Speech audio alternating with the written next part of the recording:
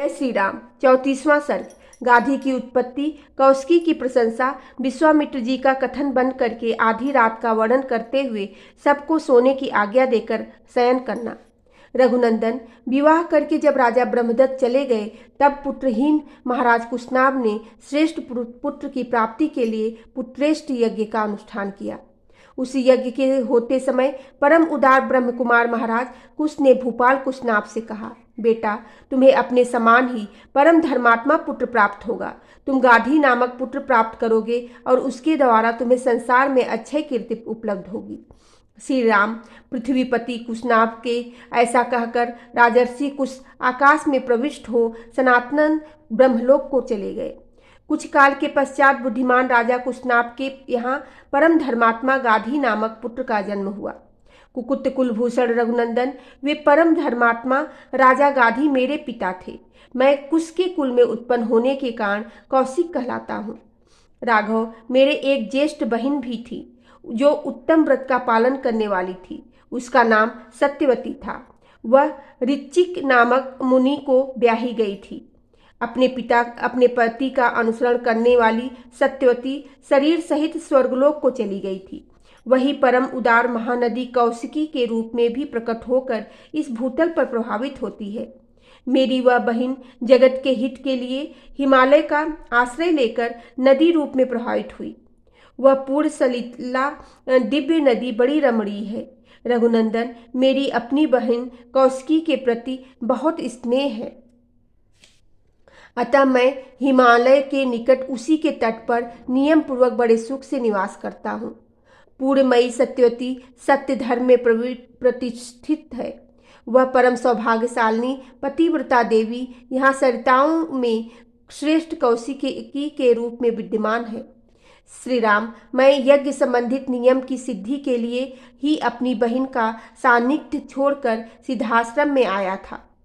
अब तुम्हारे तेज से मुझे वह सिद्धि प्राप्त हो गई है। महाबाहु श्री राम, तुमने मुझसे जो पूछा था उसके उत्तर में मैंने तुम्हें छोड़भद्र तटवर्ती देश का परिचय देते हुए यह अपनी तथा अपने कुल की उत्पत्ति बताई है।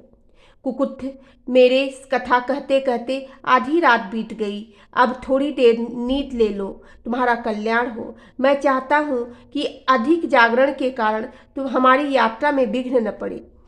सारे वृक्ष निष्कंप जान पड़ते हैं, इनका एक पत्ता भी नहीं हिलता है।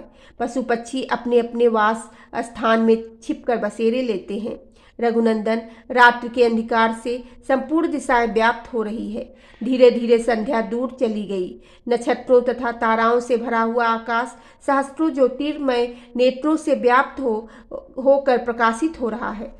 संपूर्ण लोक का अंधकार दूर करने वाले शीत रश्मि चंद्रमा अपनी प्रभा से जगत के प्राणियों में मन को आह्लाद प्रदान करते हुए उदित हो रही है।